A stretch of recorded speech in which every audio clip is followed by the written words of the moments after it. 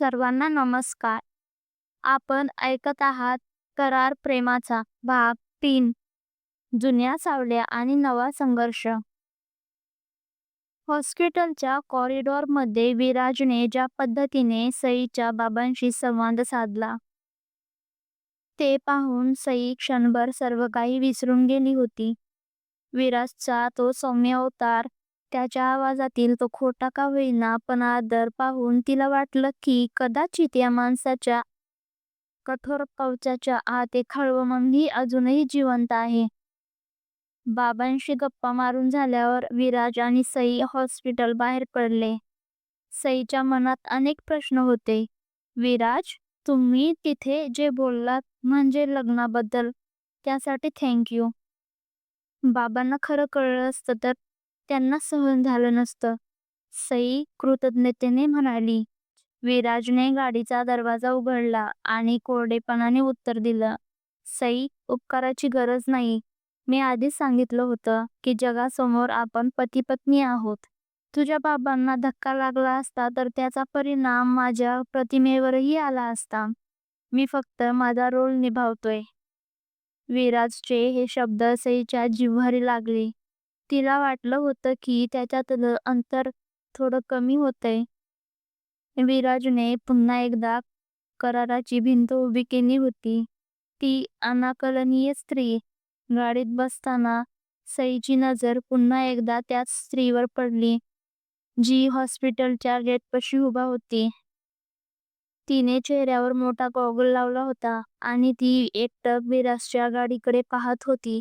गाडी सुरू होताच ती स्त्री एका टॅक्सीत बसून निघून गेली.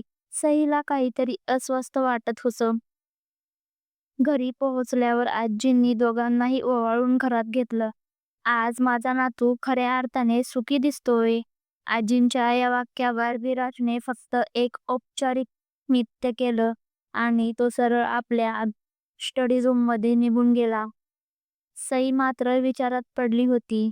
विराजच्या आयुष्यात तन्वी नावाचं जे वादळ येऊन गेलं होतं, त्याच्या खुणा आजही त्याच्या वागण्यात दिसत होत्या. पण ती स्त्री तन्वीच होती का? जर ती परत आली असेल तर आता काय होईल? स्वयंपाकघरातील करार. दुसऱ्या दिवशी सकाळी सईने ठरवलं की ती विराजच्या आवडीचं काहीतरी बनवेल. आजींकडून तिने विचारून घेतलं, विराजला नक्की काय आवडतं? त्याला वांग्याचं भरीत आणि बाजरीची भाकरी खूप आवडते ग. पण तन्वी गेल्यापासून त्याने हे सुग्रास जेवण सोडलंय बघ. आता फक्त सॅलेड आणि सूपवर जगतोय, आजींनी हळहळत सांगितलं.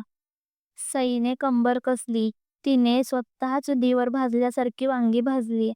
त्यात हिरवी मिरची, लसूण आणि कोथिंबीर घालून छान भरीत बनवलं. गरमागरम भाकरी थापली. जेवणाचा वास घरभर दरवळत होता. विराज डायनिंग टेबलवर आला. समोरचं ताट पाहून तो थबकला. त्याच्या चेहऱ्यावरचे भाव क्षणोक्षणी बदलत होते. हे कोणी बनवलं? विराजने विचारलं. मी, सईने शांतपणे उत्तर दिलं. सई, मी तुला सांगितलं होतं की मला माझ्या डाएटमध्ये बदल आवडत नाहीत. ते तेलकट जेवण तू तुझ्यासाठी बनवत जा.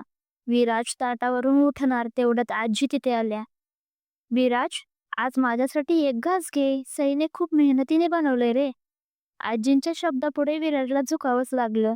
त्याने नाईलाजाने पहिला घास घेतला. भरीत जिभेला लागताच विराजला त्याच्या आईची आठवण आली. त्याची नजर नकळत सईकडे गेली. सई मोठ्या आशेने त्याच्याकडे बघत होती. कसं झालंय? सईने विचारलं. विराज काहीच न बोलता शांतपणे जेवू लागला. त्या दिवशी त्याने 2 भाकरी जास्त खाल्ल्या.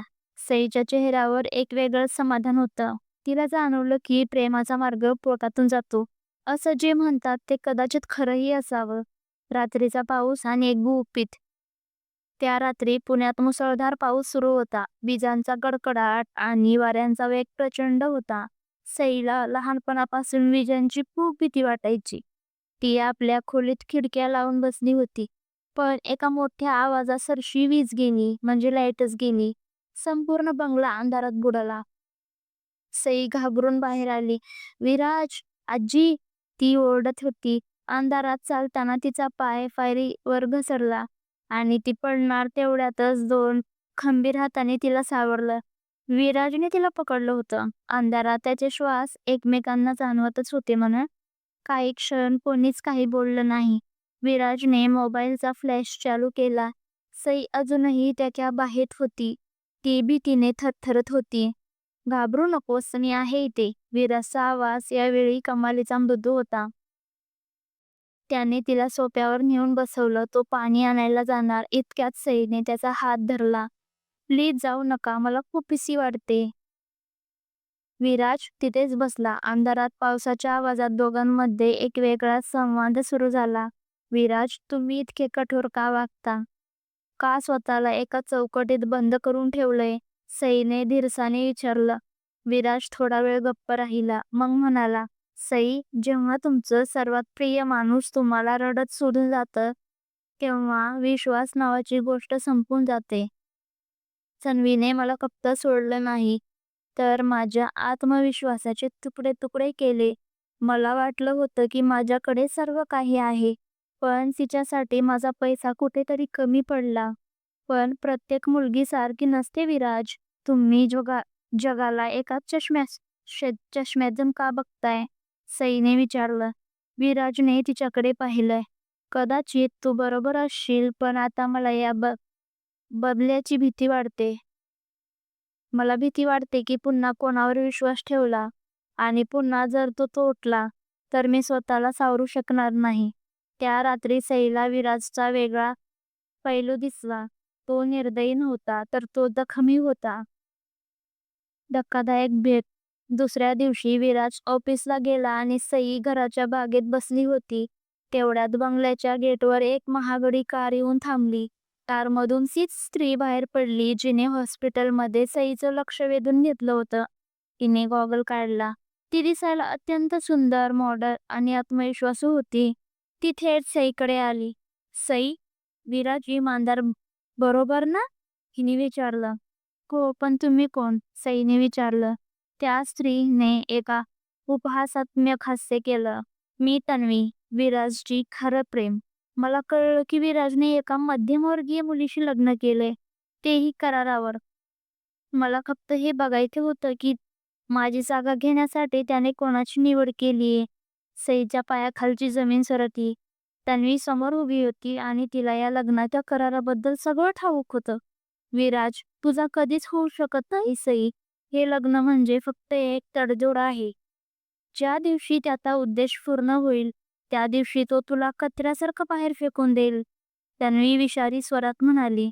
सईने स्वतःला सावरलं. ते आमच्याला काय आहे ते आम्ही बघून घेऊ, पण तुम्ही इथे का आलात? तन्वी जवळ आली आणि सईच्या कानात म्हणाली, विराजला परत मिळवायला. कारण मला आता कळून चुकते की तो आजही फक्त माझ्यावरच प्रेम करतो.